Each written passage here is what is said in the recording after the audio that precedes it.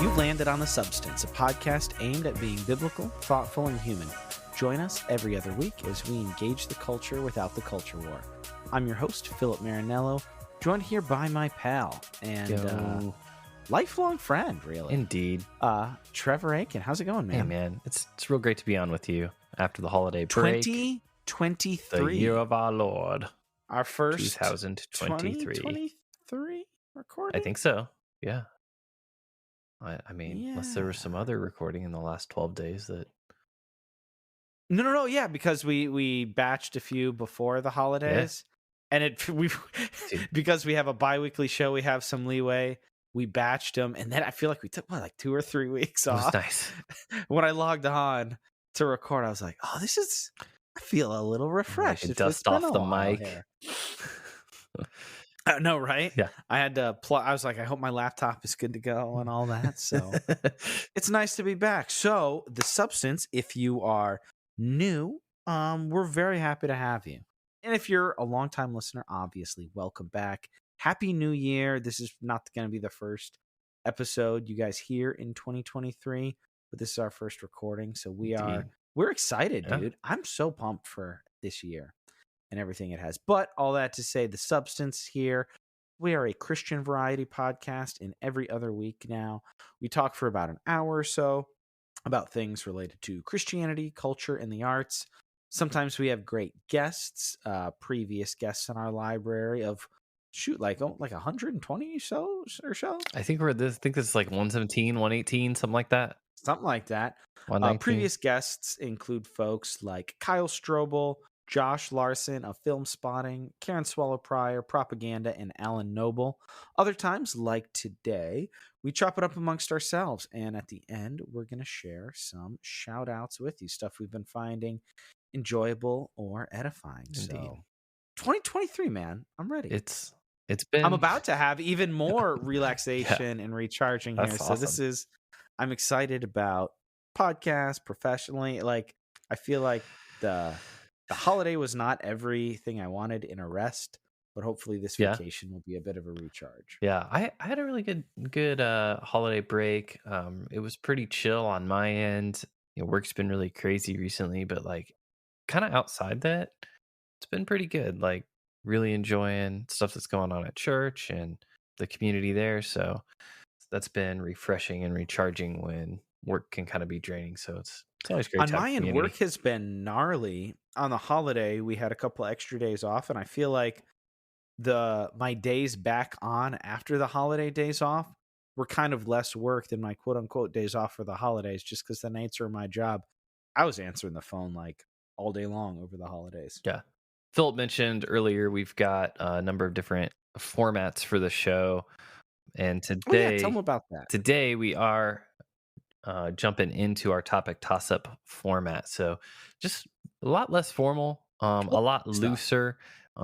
It's kind of more of the show type of two friends chatting about life, faith, things going on in culture. We're excited that you're here. I'm excited to just chat with you, man, a little bit. I'm excited to chat with you. One of the things, I haven't checked our iTunes or Spotify lately. But I got a personal DM about a very recent episode that I wanted to share. Oh, yeah. One of our listeners said, "Hey, guys, just want to let you know that I shared the Ordinary Faithfulness episode. That was a few episodes back with Olivia Mead. I shared that episode with my wife, and she loved it. She wanted me to tell you guys how impactful it was for her, and that she also shared it with the ladies in her Bible study, and they loved it as well. So shout out to Olivia, and shout out to folks sharing the show. Love that. Share the show with folks you think will enjoy it, when we really try to have a little bit of something for everybody." Nice. I was just realizing that it's 2023. I'm going to have to come up with like some other cute marketing phrase. I've already got 2024's figured out, though. I just figured it out in this moment. Share the show in 2024. That's going to be really easy. It's already pre-made. Well, hopefully, folks share the show this year before that. Yeah, so 2021 was... We were trying to get 21 supporters on Anchor, or basically 21 and 21 by the end of the year. And then 2022 was the year of the voicemail. So 2023, we'll have to have a thing. Come up Listeners, with DM 2023. us, email us, send us a We're not going to voicemail. What do you do think? the Mabim Bam thing 2023. and spend an entire episode trying to figure out what year it is. Certainly not. We're going to move right on Nah, from nah. there. We have a couple of things that we can potentially talk about, but something that probably hasn't happened, and I'm guessing 4 years or so happened recently, and I Took a wanted to at shower. least chat with you briefly. No, hilarious. Funny, Got funny him. boy. We both, Trevor Whoa. Aiken and me, Yeah. saw the same film in the theater. Oh yeah, that's true. I mean, yeah, over the holiday break, actually got to go I see think a it's maybe film. been since Avengers Endgame that we both saw the same film. And like we didn't get to see this movie together, No, but like Trevor doesn't go to the no, I theater. really don't. Especially well, and the other thing was COVID, right? So, but Sure. I went to the theater a I, lot s- though the last 2 I years. super don't go to the theater normally, and so like, plus add COVID on top, and it's just like, yeah, I But ain't you're in got no Texas reason to now get and have there. all those dope Alamos out there. Well, and that's where and that honestly might be my shout out because I had a really good time. Also, Alamo sponsor the show or let us Trevor get some passes to some events. That'd be cool. Probably could get some press Or passes. something. I don't know. Well, as little as I go to the theater, they'd probably be wasting on me. But It's true. Maybe recruit a Texas listener to be a substance no, correspondent. it was cool. And it was, what's funny though, man, is it was actually Christina's idea. Because my wife's like, Nice. she's like, hey, like, you're here and we got the grandparents, like, they could just watch the kids and we could just go watch the movie. Like, we could go see Avatar. I'm like, oh, yeah, that's out, I think. Yeah, let's do that. I was like, yeah, Philip Well, had we're told not me alone. to go see it. So yeah, we did. We're not alone going to see that movie, as it's already in a little over 3 weeks, the seventh most highest grossing movie of all time Yeah, it's pretty impressive. I think currently. honestly, like in this era too, like there's kind of been a lot of pessimism around the theater, and do people like actually show up to go There has watch been. movies anymore? Big Jim Cameron bringing people back out. Yeah, but I will say, Salutes to the man. what's kind of funny about that in my experience at Avatar 2 is like I kind of liked the theater more than the movie. Okay, I Okay, actually, hold yeah, on. Before we get into yeah, that, I know. one of the reasons I wanted to talk about this as well is because I wanted to give a shout out to the B&B theaters here in Kansas City. Reached out, and I don't know if it was the Avatar people or the B&B. I think it was the B&B theater people reached out to offer me some press passes, That's dope. and because of the substance, and I think that might have also been because we've been nominated for the best local show out here and stuff. But they reached out to me, and I was Nice. like, yeah, absolutely. And God was good, and my wife and I hustled hard to find babysitters because it's not a short movie. Very last minute, Very and true. we found some family to watch the boys, and we went to go see the Screen X experience. I haven't seen it in 3D Tell me yet, about like you Screen guys X did. because I saw you mention that, and I'm like, I wonder, is like, I think they were also trying to push the Screen X experience, get is people that the in one where they so that play they the could movie spread the like and word. project it directly into your feelings and your emotions?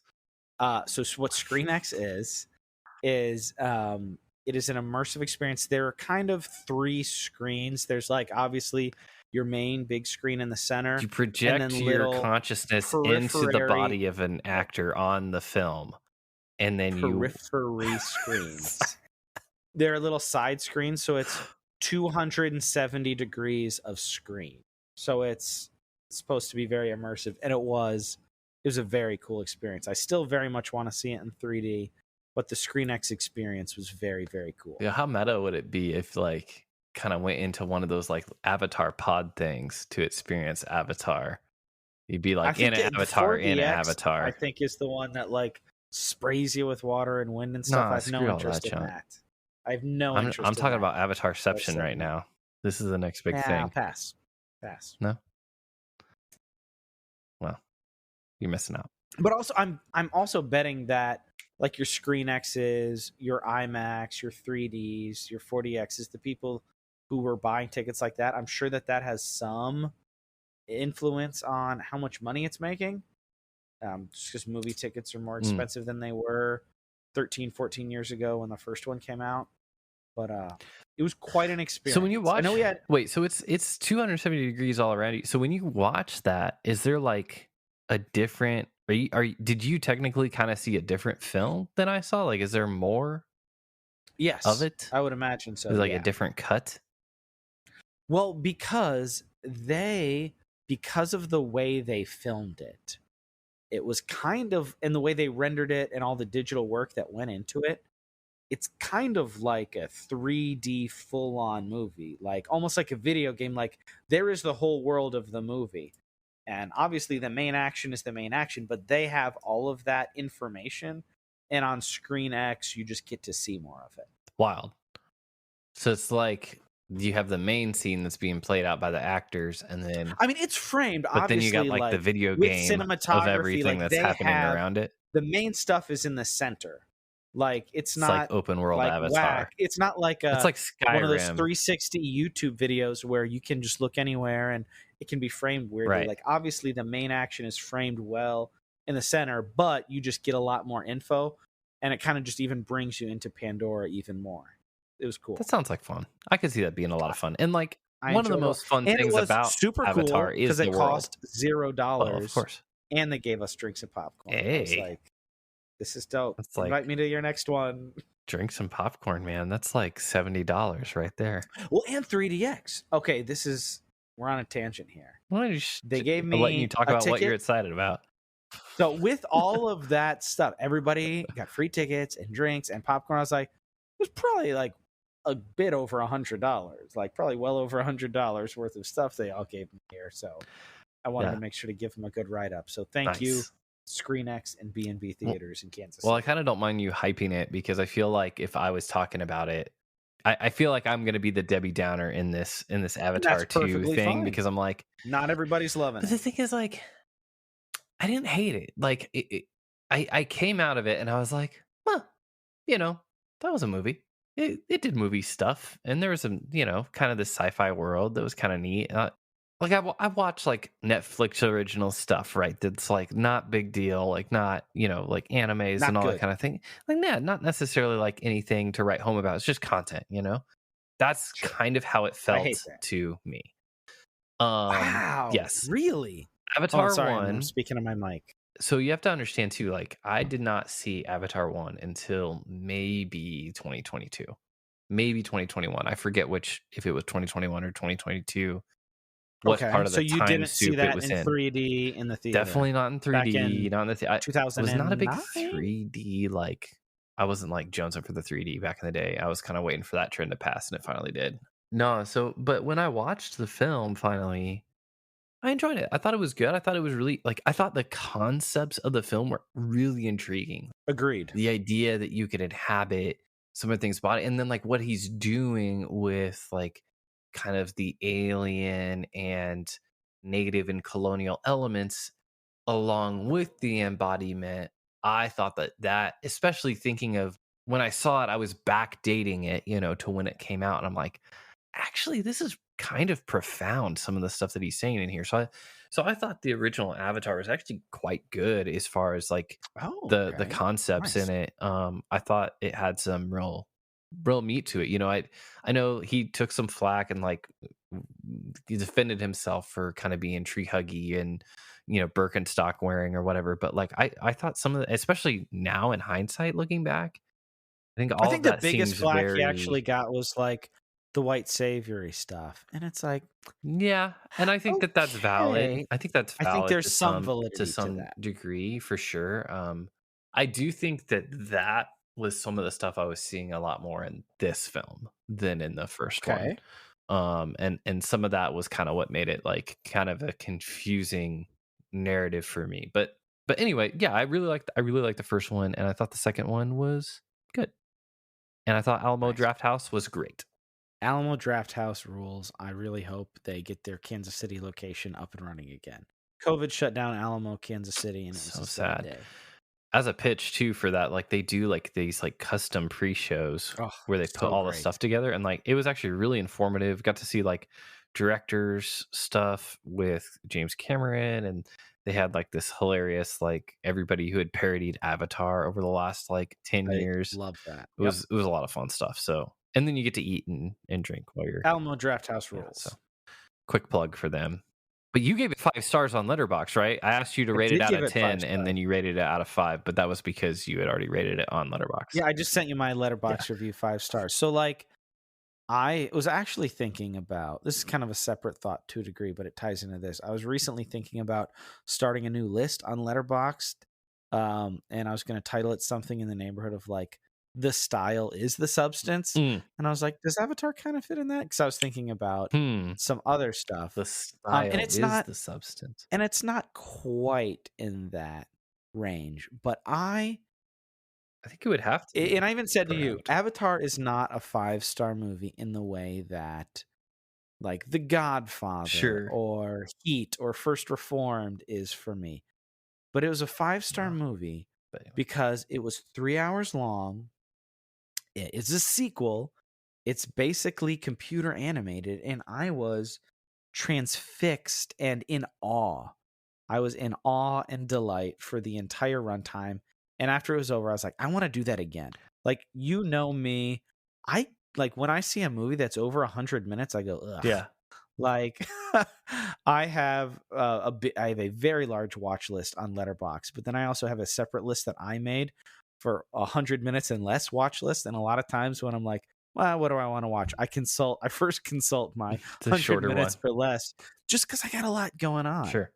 But I was like, for 3 hours, I was just so refreshed and delighted by this world that he created. And I Huh. think if I'm not going to say anybody is wrong for saying, oh, it's like, it's simple or basic. But I think that one of the reason it resonates with so many folks, and I mean, so many people are seeing it a lot, and it is also pulling in loads of people like yourself who don't go to the movies. The same thing with Avatar. The first Avatar is the #1 movie in history, almost grossing $3 billion. It's at Mm. $2.9 billion. Yeah.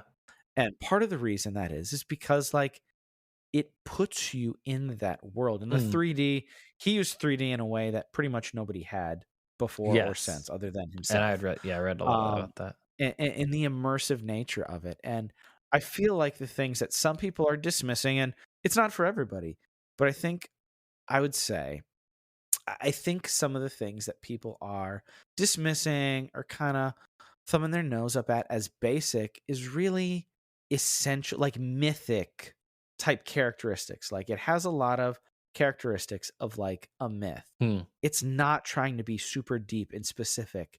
It's being broad and speaking to kind of the human experience in general. And I thought a lot of the themes of the second one in particular were kind of resonated with me even more than the first one because the main character is already in, he's assimilated. At the end of the first one, I haven't rewatched the first one yet. But I believe at the end of the first one, he basically like fully transferred his consciousness Mhm. into the Navi That's body. right. So like the human had He become a died. Navi. Yes. That's And right. that's his only like body full on consciousness. And Mhm. him and Natiri like had children. Mhm. Like a human avatar and an actual Navi had children, then they also adopted people. So like Mhm. just the idea of like family and chosen family and like personhood and theology of place, all these things that we talk about and fathers and sons and destiny, like Mhm. Spider and his father, like all Yeah. these things that are broad, mythic, like almost like epic themes. They resonated very Hmm. much with me. And Hmm. I didn't care that it was basic or it would take a half an hour to kind of basically like here's a really bunch of dope sequences where they're exploring the ocean. It was just such a delight for me. Yeah.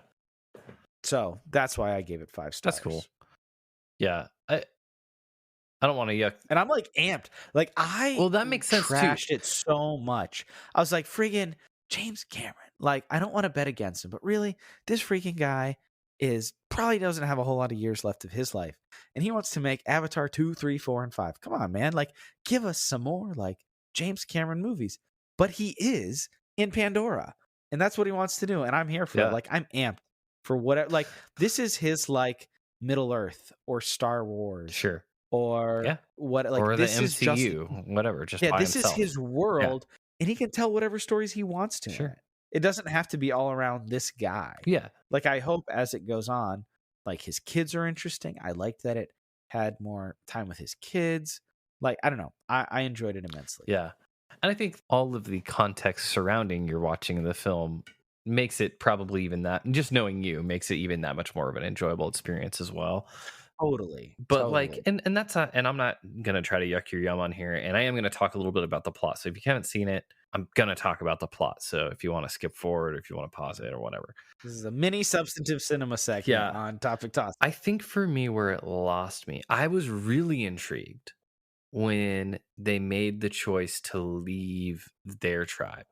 When it The was like, forest. yeah, because like when it first sets up, you're like, okay, so this is gonna be like they come back. Now they need to like really beat them.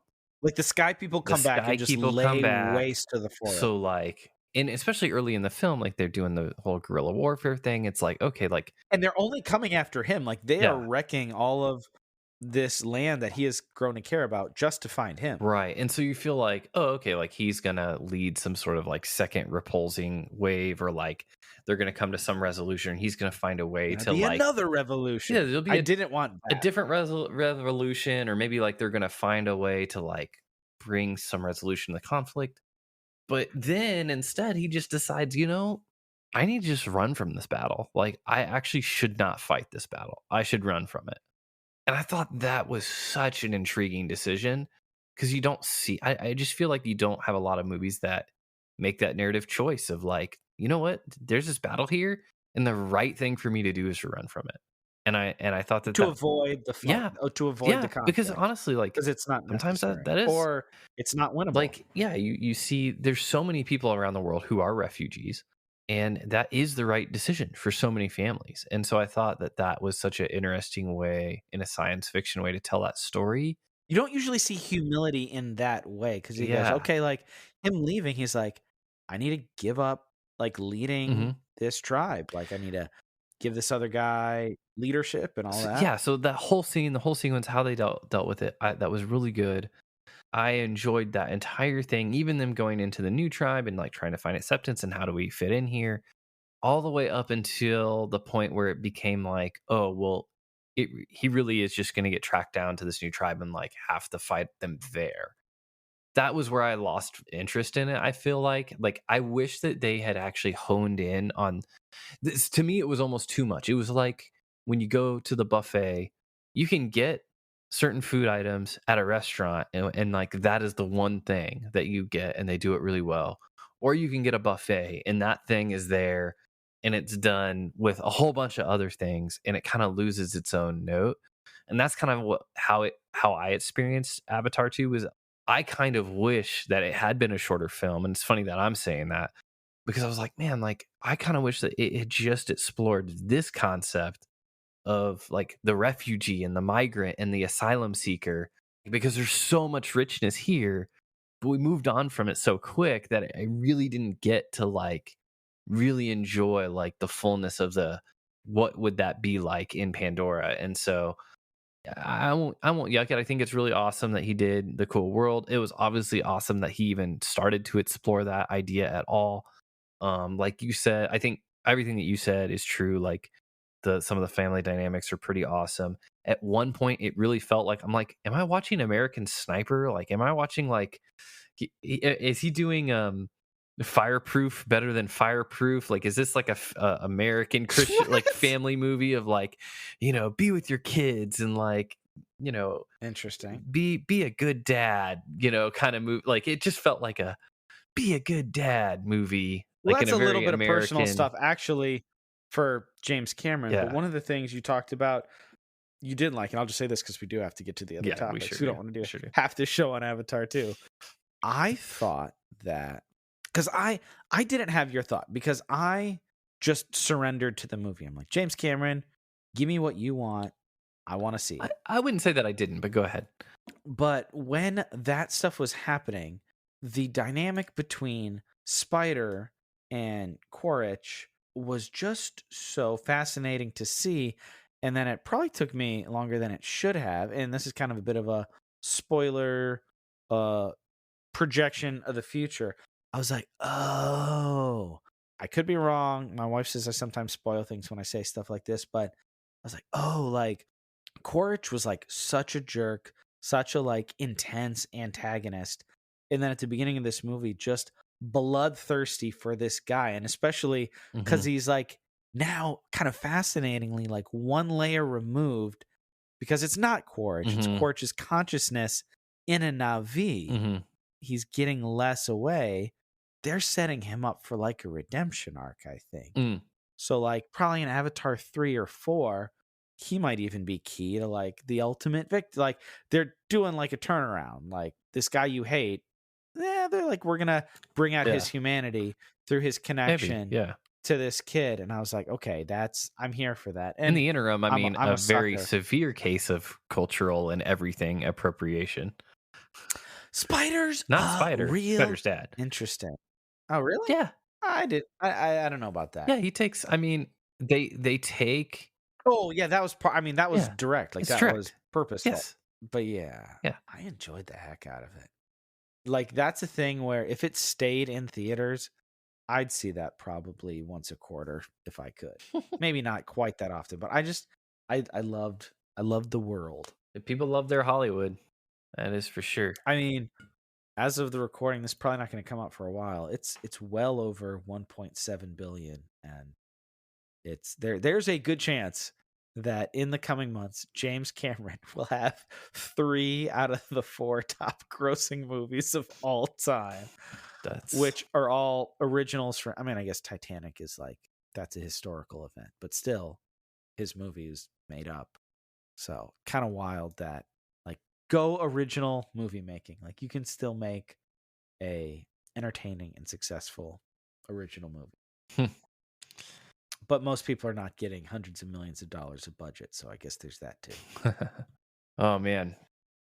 Somewhat related to Hollywood, there's There a you lot of go, people transition. well, yeah, it's almost hard to avoid people talking about movie stars and things like that in the context of nepotism now with like this nepo baby phrase getting thrown all over the place.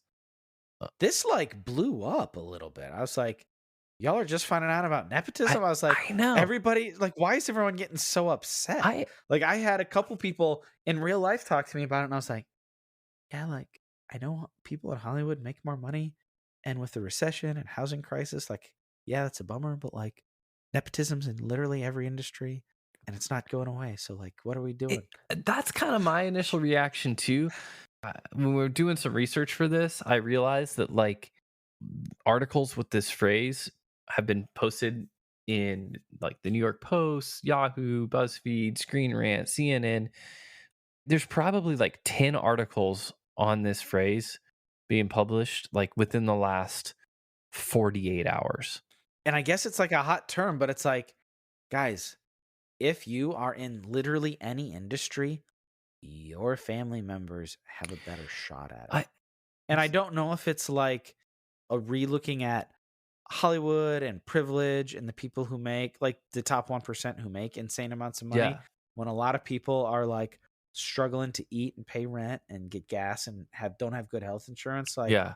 is that more of the conversation, or is it like Goldie Hawn's kid has a better chance of getting into a movie Than than me. somebody who isn't? It's like, well, yeah, Yeah, I of think course they do. Is that wrong? Like, are you saying that's so. wrong? I think the nepotism Like, conversation is an interesting one, but I think to your point, like I almost feel like this trend says more about us than it says about society or the system, even because, like, yeah, like this has been as long as Hollywood has been a thing. dude, Nepotism as long as industry any has been a industry has thing. been a thing. Nepotism Like, in the if industry has been a you're thing. a doctor, an athlete, a mechanic, Pastor. like, yeah, literally anything, yeah, and if you have an in and a network, yeah. like, your kid's gonna have an easier way to make money in that Well, field. and okay, Like, and because you're coming back to that, like just to put a point on that, like if you think about it, like okay, you're in charge of hiring something, right? You want to find good talent for something. And either you have a good buddy of yours who you know and you trust, or it's your own kid, hopefully not your own kid if you're in charge of hiring, because that's kind of a little bit odd, but maybe it's a child of a friend, referrals are but it's good. somebody Yeah. you know. Like they're in your network because of this relationship, and they have talent to be able to do the thing that you need to do. Like maybe are they the best in the world? Well, how are you going to verify that? That would take way more effort. They can do it. They can do the job.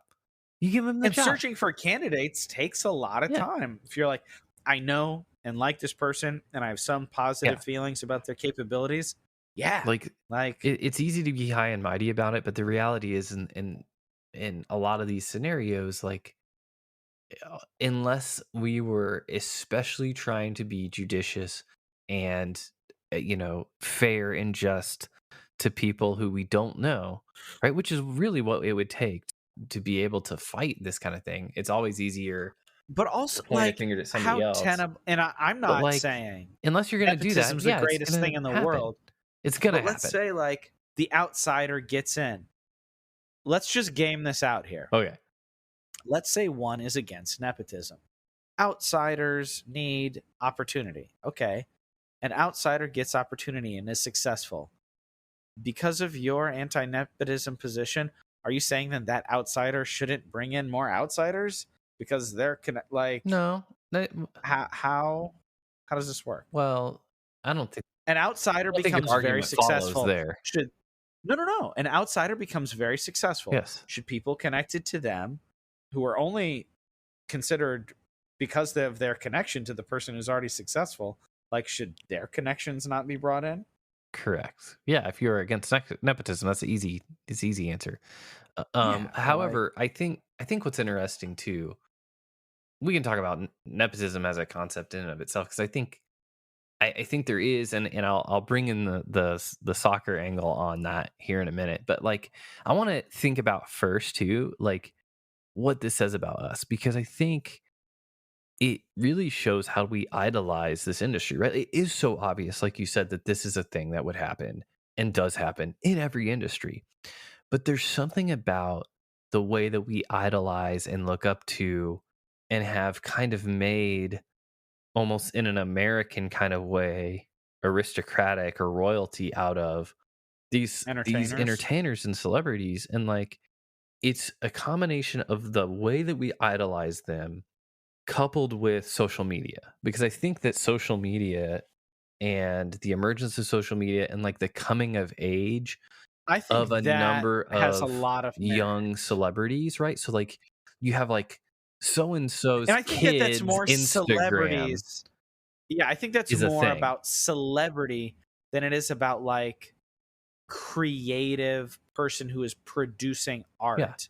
Because like you can make disgusting amounts of money hawking garbage on social media just because you have 10 million followers and you could get those Yeah. you can be famous and a celebrity. You can be a celebrity Mhm. without having done anything of Right, substance of to course. merit your celebrity. And those people make like I roll my eyes so hard when people are like, "Oh, I forget which one it is. I might say the wrong one, but like, oh, Kylie Jenner is like the first self-made woman billionaire." I was like, "Self-made? Like, are you joking? Like, is that a joke?" Mm, Like, and I'm not saying I'm not dogging on any of the work she's put into any of her business ventures to make money, but like, literally, like, you go around the entire world, everybody knows her and her family. So like, the whole self-made thing is kind of silly yeah. to me. Yeah. Exactly. And I think so I think that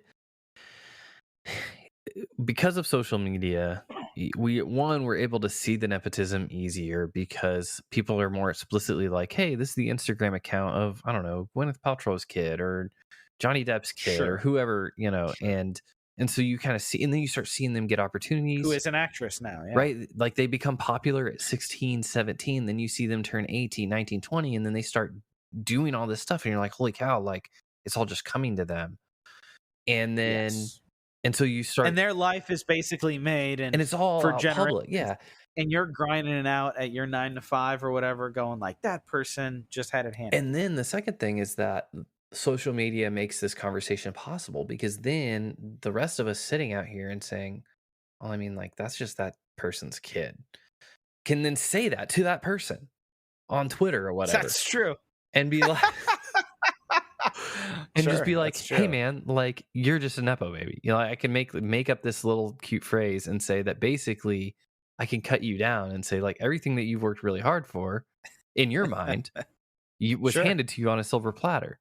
And that's the Uh-huh. thing about nepotism is that yeah, like people have privilege, but at the same time, But there are also children of celebrities who, yeah, they got 1 or 2 movies or TV shows greenlit because of their connection, but, what's like, there are a couple people I can think of who, like, who suck or who are jerks to work with who, yeah. like, had a very short-lived career because nobody liked them Well, and the thing is and they like weren't the good. thing with any privilege, like the thing also with white privilege is like people automatically always say, "Well, you're trying to say I never worked for anything. Like I worked so hard for blah blah blah." And it's like, no, that's not it at all. It's just privilege doesn't mean that you didn't work to get where you're at.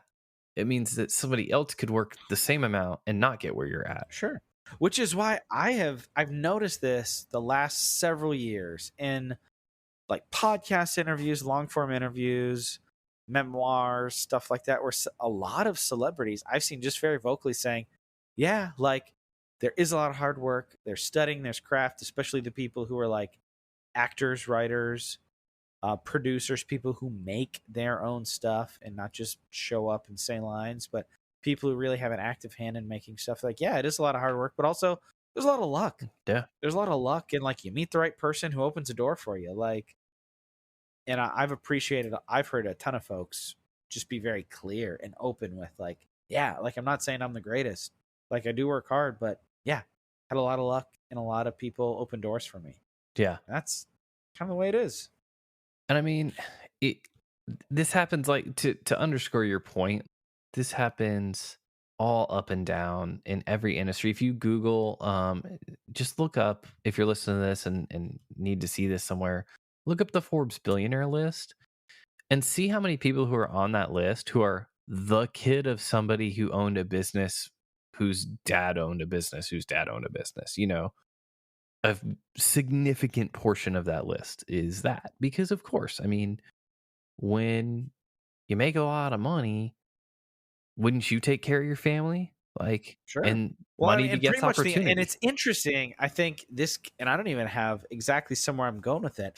The people on that list who don't are typically entertainers and athletes who are also kind of entertainers in a way, who have maneuvered themselves well to set their kids up and future generations. Like, usually it's people who have already had it or people who have gamed the system. Typically, like, I was talking with somebody semi recently, and it's interesting that like the arts and entertainment, athletics, that like that kind of sphere that all kind of overlaps in several ways. That's kind of in America. That's kind of like the place you can level up Hmm. because like the caste system is in there pretty hard. People who make a ton of money, their money makes money, and then you have everybody else who's like scraping by in the capitalistic machine. And really, kind of the way to level up and to get a huge influx of cash is to find success, the arts, entertainment, athletics, like those kind of spheres. That's where the very rich people dump a lot of money, and that's where everybody spends their money on diversions. And that's where somebody can come into a lifestyle that they haven't had previously. And not that it's the only place, but it's by far the easiest and the most common. Yeah. Like you look at your Oprahs, your Jay-Z's, your Beyoncé's, your Kanye West's, your Rihanna's, like they didn't come from anything, Yeah. but they found success in their lane. Your LeBron James, they didn't come from anything. There's Shaquille O'Neal's, like those are the people who got there because of their success in arts, entertainment, commerce, athletics, like all those things that kind of go Yeah. together. Here's an example 41st richest person in the world, Jacqueline Mars. Her grandfather founded the world's largest candy maker. Yeah, you said Mars. I was like, oh, the Yeah, candy, exactly. candy family. Exactly. And then tied also with John, who's her brother. So, like, Sure. Makes sense. yeah. So, yeah, this happens in every industry. And I think what's interesting around nepotism, though, is where, so if you step back, right, like from a human perspective, it makes sense that money, opportunities, powers would collect around families because don't you want like your family to have opportunity? Don't like if you have a position of Yeah, influence, I don't do. you want to help Sure. your family? Like, of course, people want to act that way. As a society, when you think about merit, when you think about things that you want to be good, for example, let's say let's say you're a soccer fan and you want the US men's national team. I'm curious. You're very you've been seeding this soccer thing to me before the show. You mentioned it already. I have absolutely no idea where this is going. I have not watched a soccer match Yeah. in like 8 So years. let's say you want the US men's national team to be any good. It would probably be in the US men's national team's best interest, right? If it had a diversity of views, of perspectives, of talent, of networks, right? To be able to recruit from people who've had different experiences, to be able to learn, different styles of play and what works and what doesn't work. But then you have this thing that's going on with the Reynas and the bear halters, right? Where basically, Philip, to give you a long and short, basically, there was a kid who had a bad attitude because he wasn't going to get the minutes he wanted to at the World Cup. And he almost got sent home. He didn't get played a lot. Even though he was a really good player, he didn't get a lot of play because he had a bad attitude. Makes So, sense. yeah, makes sense, right? That story happens, and you look at it and you're like, oh, kids being kids. Okay, next story. Then what happens though is coach comes out and it's like the next story is, well, the coach said that there was a player who had a really bad attitude at the World Cup and didn't say who it was, but we all figured out it was this guy. Cool. Maybe the coach shouldn't have said that, but that's the end. Then it comes out like, oh, this other family knows dirt on the coach and was like basically harassing like US soccer like high ups and officials that like if he doesn't play my kid, I'm going to let this dirt out about him because like they all know him and they all like it turns out that like Yes. this kid who's the good kid who didn't get the good playing time, his dad was on the team, like the national team back in the day with the US men's national coach. He was in the coach's wedding as like his best man. They're all like they just like all know each other, have like grown up together, played soccer together. Like it's all this like one soccer Okay. tribe from New York, New Jersey, basically area. That is the coach of the national team, is the parents of the some of the best up and coming player on the national team, also related to the guy who's in charge of US soccer. Like, and so it just looks so stupid and petty and small for like us as this massive nation with 50 states and a global influence that like at the head of our national program is this just weird nepotistic eh, circle of not Hatfields, it's almost Shakespearean, just the way that the backstabbing and the pettiness and the fundamental like soccer mom of it all of like you didn't play my kid enough, is really what's at the heart of it at the end of the day. Like you weren't fair to my boy. And the fact that like it even goes that far, it's just it looks so embarrassing on a national scale of like, wow, this is really like how small and petty the people who are in charge of our national program are. Like, I bring that story out just to bring out the other side of it is that you don't want nepotism actually though. Like you hope that in something that is especially prestigious or you think of as really good or think of something that should be done with excellence, and obviously we prize our entertainment very highly, so I think that's Uh-huh. one thing that The people say that arts, people, yeah, let's give it some sure, respect. It's sure, the not just arts, entertainment. um but and just and same in sports, like we prize these areas highly, and so we want it to be done with excellence, such that what we're being shown is the best of the best. Like we were fed that, from young kids that like that's how you get ahead. Like you be the best, and like that's what it is. But then when you see stuff like this, you're like, no, it has nothing to do with that. It has everything to do with just like and that, I think that's that guttural reaction that people get.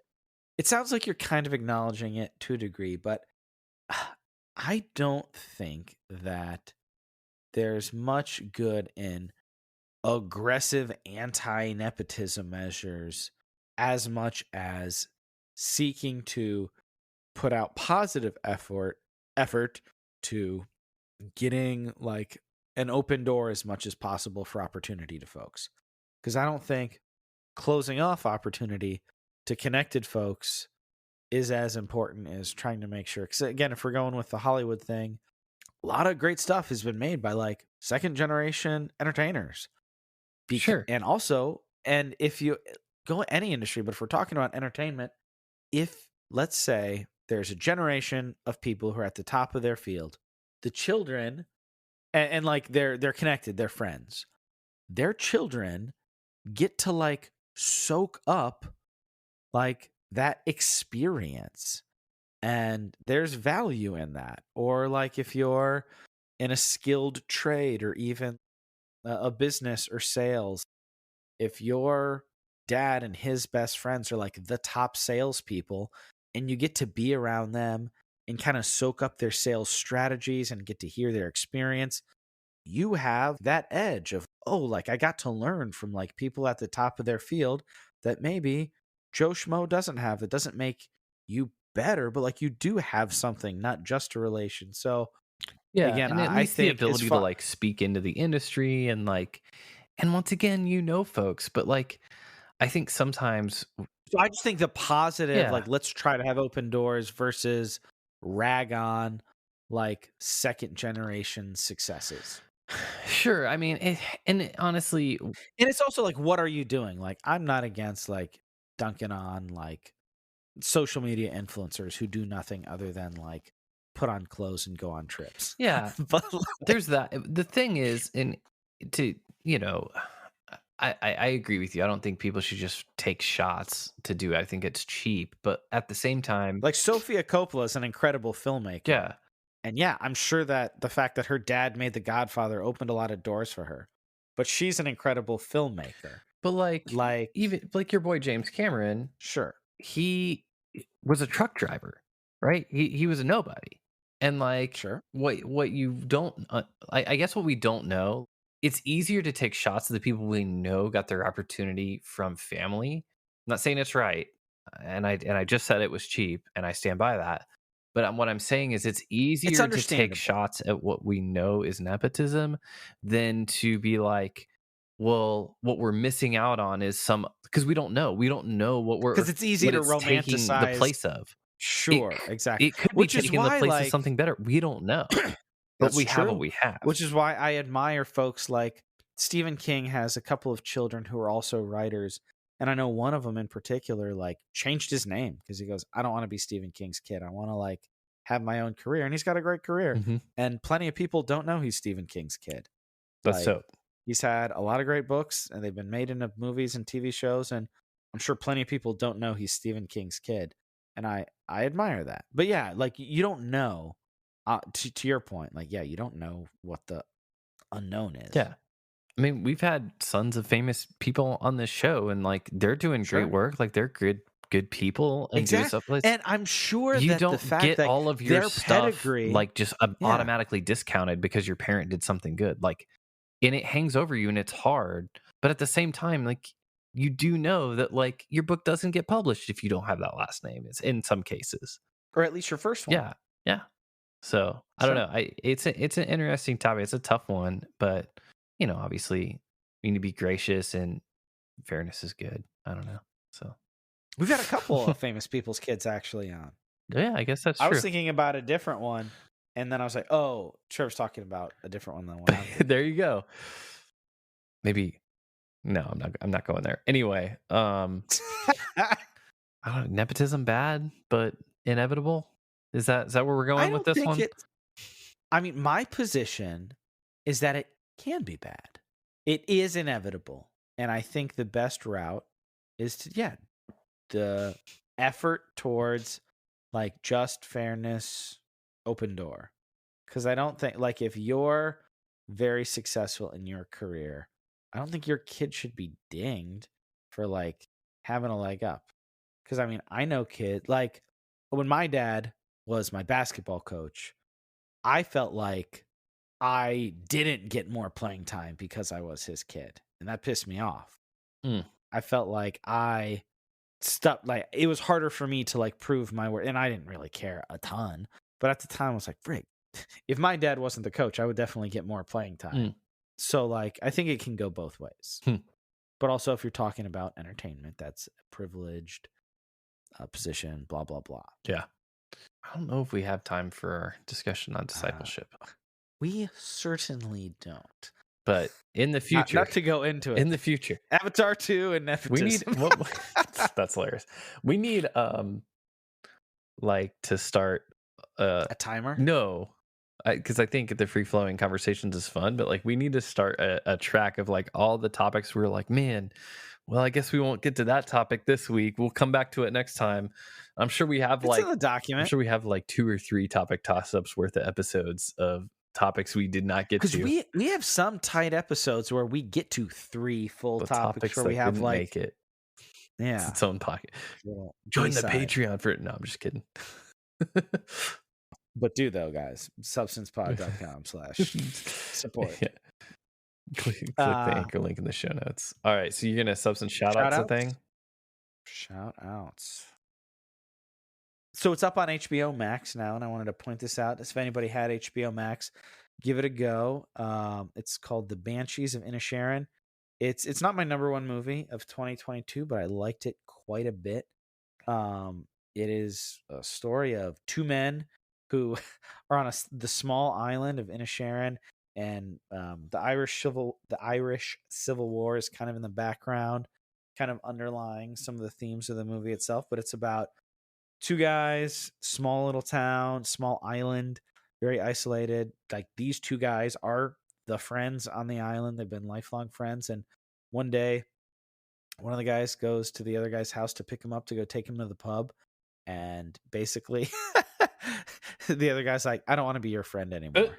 And it kind of sets off the series of escalating events, and it's just this really interesting, touching, fascinating, funny, dark human drama about people and conflict and ambition and longing, and how place can be a blessing and can also put limits on you and all these things.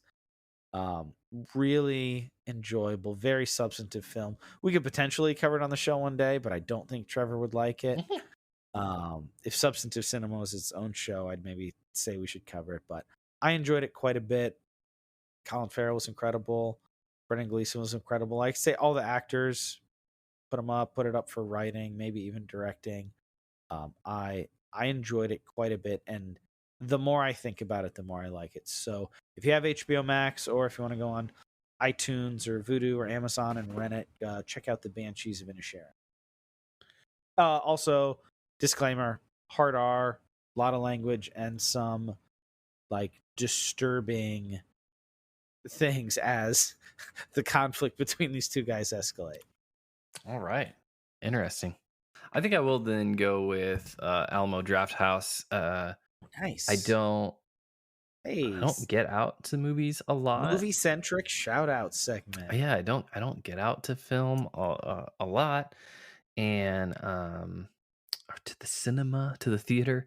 But it was a really good time. Like it was something that I was like, I would do this again. Like this was Nice. fun. It really kind of gets you into the movie. Like you can appreciate it better. You can watch it more intelligently because you've kind of seen stuff that the director's talking about.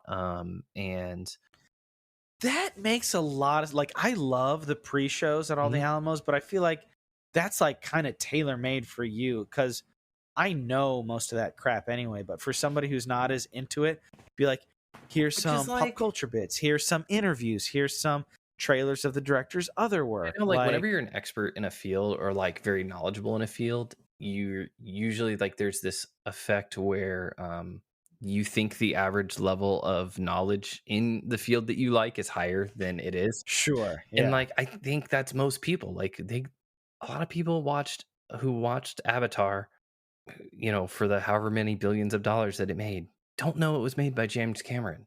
And the percentage of people who don't know the director's name was James Cameron is certainly higher than what Philip would estimate it to be, statistics would say. No, that's probably Yeah. true. No, I know, like, the average American person goes to, like, 3 or 4 movies a Yeah. year, And like, so I think and I watched just over 200. yeah, that makes sense. So like when you think about, you're gonna go to a film and you want to really fully enjoy. I mean, you spent good money to spend this time on this film. Like, it's cool to get to hear the director talk about it, to like see its importance in culture and like have something that's fully put together. Not to mention like being able to actually eat something. So like you're not just there for 3 hours and you're like, man, I wonder when a meal is, or I have to figure out food around it, or you spend a ton on like It's cheap, so crappy great. concessions and actually eat real food. So anyway, really great experience. Really loved it. Um, yeah, Next that's time my shout out. I'm in Texas, we should go. Last time I was in Texas visiting you, my wife and I went to the Alamo. Yeah, no, I love the Alamo as well. So co-sign that shout out, Alamo. If you want to give us season passes, Trevor won't appreciate them very much, and I don't live near one, so that's a bummer. I would appreciate them. I would if I had season pass to the Alamo. I'd probably see more. I'd see I don't think it's 100% that more films than expensive. I normally do. So instead of like 3 movies, you'd watch Yeah, 6. sure. I was thinking 2 and 4, but Uh, whatever. nice. Well, and the other Stretch great thing goal. about Alamo is they don't just play new movies; they play great movies of all sorts. I do like that So too. yeah, this was a fun topic toss Yeah, up. man. Super great. It's been a little while since we've done one. Yeah. So thanks for joining us, everybody. Excited here for 2023. Don't have a theme yet, but we always want to invite you to support the show by sharing it with your friends. Text a friend, put it on whatever social media you're actively on, actually. And then if you want to give us some of your dollar bucks, you can do that at the anchor link. Sign up for $5 or $10 a month. We've been talking actually about doing some incentivizing. We get a lot of books. We're a big book heavy show. Maybe we can start sending out books to people who support us at the $5 or $10 amount. Or if you want to just send us a couple bucks in our tip jar, you can do that on Cash App at $, the substance pod, and share the show. Give us a couple bucks. Those are some good ways to support it. Yeah. Talk about it with your friends. You can send us an email at thesubstancepod@gmail.com. You can leave a voicemail on our voicemail line of 913-703-3883. We love to hear from you. So write to the show. We'll write back or respond to it on the episode. Maybe not in a super timely way. We are busy, but And we're bi-weekly. we always do enjoy reading that stuff, and we do try to get to it. So much appreciation to everyone who's written in the past and kind of helped form content and ideas for us. So it's always been great. And on the forming content, if you have any ideas of guests you'd like to see on the show, let us know. All right. But thanks for stopping by, listening to our topic toss-up episode. Once again, my name is Trevor. And I'm Philip And we will see you next time on The Substance.